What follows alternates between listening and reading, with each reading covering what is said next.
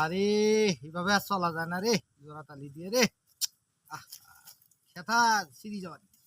এ তিতু ভাই, আজ যে তোর হলো 9 তারিখ, 4 তারিখে হলো ওয়াইফাই রিচার্জের মনে কর হলো ডেট আছে।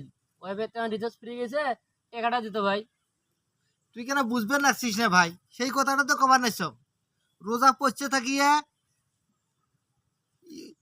জুমে যায় ইফতারি খায় থাকম, সেই সময় আর খাম না।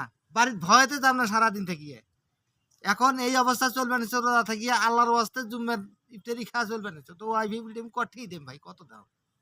ওয়াইফাই বিল দেওয়া নাকি না সেখানে? ওয়াইফাই বিলটা তুই দিয়ে দেস, আমি পরের মাসে যখন 1 লাখ টাকা যখন ফেসবুকে তুলি তখন তোকে দিয়ে দেব। দিব সে সত্যি?